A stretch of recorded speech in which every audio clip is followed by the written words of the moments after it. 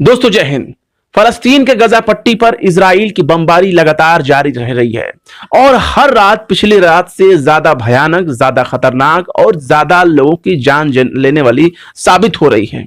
इसी बीच आपने देखा कि रविवार के दिन बेंजामिन नेतन्याहू जो इजराइल के प्रधानमंत्री हैं, उन्होंने एक ट्वीट किया और ट्वीट करके उन देशों का शुक्रिया किया जिनको वो कह रहे हैं कि उन देशों ने इजराइल का समर्थन किया, इजराइल की पर हो रहे आतंकी हमलों का, और इजराइल ने जिस तरह से अपनी सुरक्षा की है उन लोगों का शुक्रिया जो लोग इजराइल का साथ दे रहे हैं।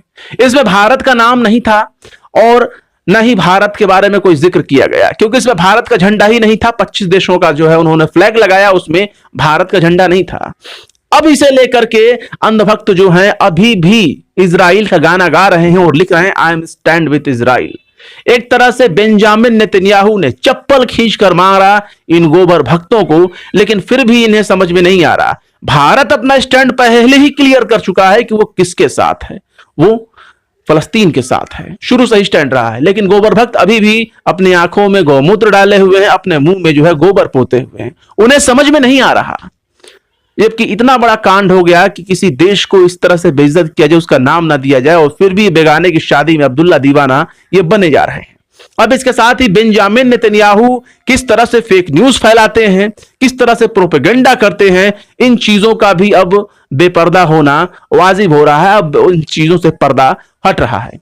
जिन 25 देशों का इन्होंने हवाला दिया था और कहा था कि वो देश इनका समर्थन कर रहे हैं, उन देशों में विरोध प्रदर्शन चल रहे हैं इजराइल के खिलाफ। फलस्तीनियों के समर्थन में, फलस्तीनियों का जो निहत्थे फिलिस्तीनियों का जो नरसंहार हो रहा है उनके समर्थन में, फलस्तीन के समर्थन में कई देशों में, चाहे अमेरिका हो चाहे और भी जो देश हो, वहां जो है प्रदर्शन हो रहा है मानवाधिकारों के लिए। उसमें जाति धर्म विशेष कोई मतलब नहीं है, उसमें यहूदी भी हैं प्रदर्शन करने वालों में जो इजराइल के खिलाफ हैं, जो इजराइल के बर्बरियत के खिलाफ है। उसमें क्रिश्चियंस भी हैं, मुस्लिम्स भी हैं, और उन लोगों की भी तादाद है जो किसी भी धर्म को नहीं मानते।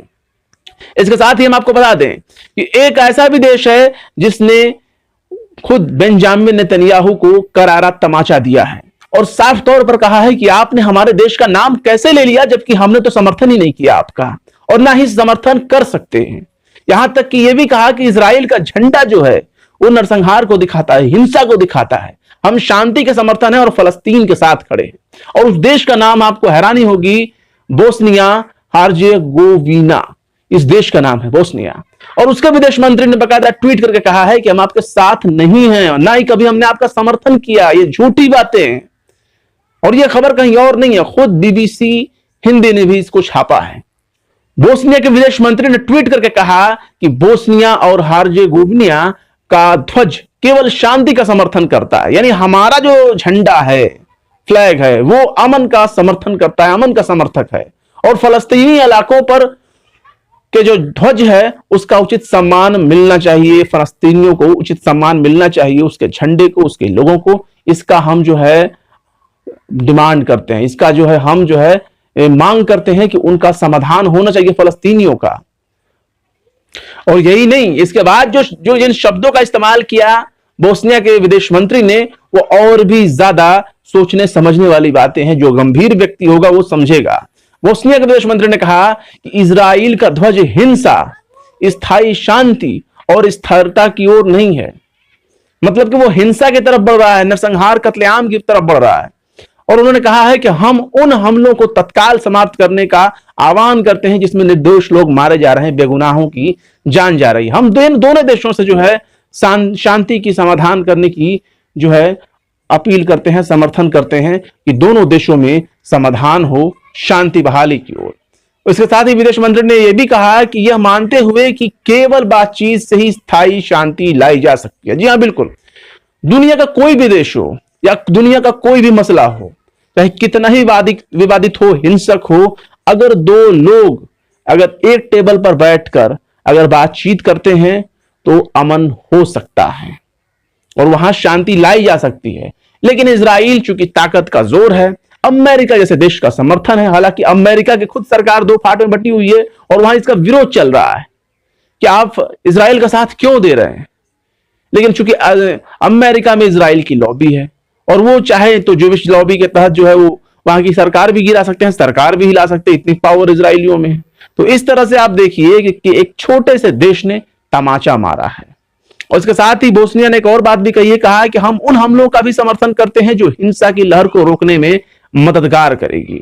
यानी एक तरह समझिए जो गजा से हमला हो रहा है, क्योंकि शुरुआत तो बैतुल मुकद्दस से, मस्जिद अल अक्सा में शुरुआत की गई इजराइल की तरफ से, इनके सैनिकों ने, इनके पुलिस वालों ने जाकर के वहां हिंसा की, जिसके बाद हिंसा भड़का, गजा की तरफ से जो है हमास ने इजराइल पे जो है रॉकेट दागना शुरू किया, और उसी का एक बहाना मिल गया कि इजराइल जो है हमले कर रहा है और जमीनों को हड़प करके राज्य विस्तार नीति का पालन करके उसी को जो है अपने जमीनों को विस्तार कर रहा है। अब गजा भी जो है कोई ज्यादा दिन तक उनके हाथ में नहीं रहेगा, फलस्तीनियों के हाथ में। जैसे बाकी जो इलाके कब्जा कर लिए गए उसी तरह से गजा भी चला जाएगा, क्योंकि हर रात पिछली रात से ज्यादा भयानक हो रही, जैसा कि हमने आपको पहले ही बताया।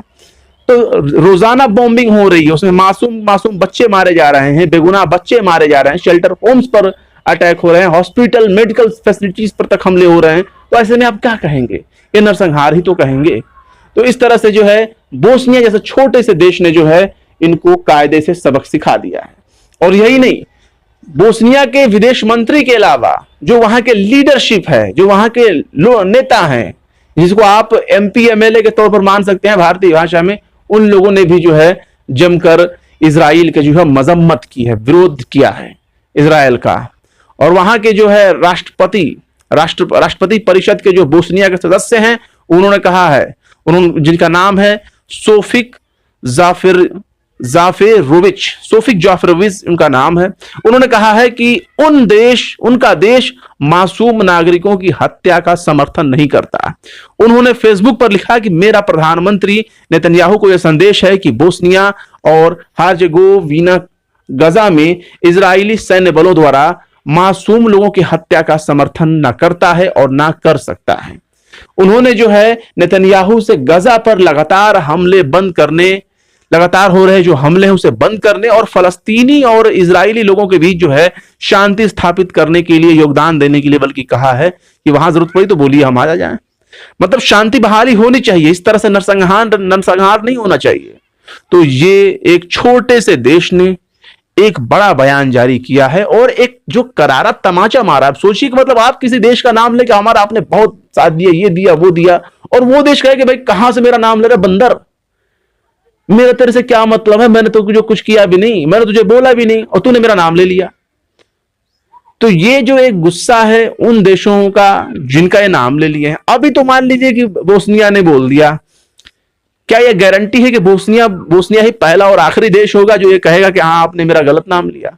हो सकता है ऐसे बहुत से देशों किसी कारणवश रुके हुए हों और वो समर्थन ना कर रहे हों, क्योंकि अमेरिका का समर्थन आंख बंद करके इजराइल के साथ है।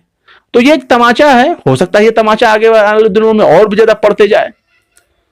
तो इजराइल को समझना होगा, नेतन्याहू को अपना घमंड छोड़ना होगा, बेगुनाहों को छोड़ना पड़ेगा। बेगुनाहों का खून बहाना ज्यादा दिन तक दुनिया बर्दाश्त नहीं करेगी। वरना सोचिए हिटलर और मुसोलिनी पर आज दुनिया थूकती क्यों है? सिर्फ इसीलिए क्योंकि उन्होंने अपने राज्य को बढ़ाने के लिए, अपने देश की सीमाओं को बढ़ाने के लिए अपने देशों को युद्ध में झोंका, अपने देश के लोगों का उन्होंने सम्मान नहीं किया, यहां तक कि दूसरों का तो सम्मान किया ही नहीं। तो वही हाल हो रहा है इजराइल में। इजराइल के लोग परेशान हैं क्योंकि उन्हें पता है कि जो काम नेतन्याहू कर रहे हैं, उनकी सरकार तो है नहीं, अपनी सरकार और सत्ता में कायम रहने के लिए इस तरह का वो काम कर रहे हैं। फिलहाल इस वीडियो के बारे में आप क्या कहते हैं कमेंट बॉक्स में जरूर बताएं, और वीडियो पसंद आए तो लाइक करें, शेयर करें। विवेक, निष्पक्ष, स्वतंत्र पत्रकारिता को सपोर्ट करने के लिए आप हमारे यूट्यूब चैनल टाइम्स मेल को जरूर से जरूर सब्सक्राइब करें। फिर मिलते हैं किसी और वीडियो में एक नई खबर के साथ। जय हिंद।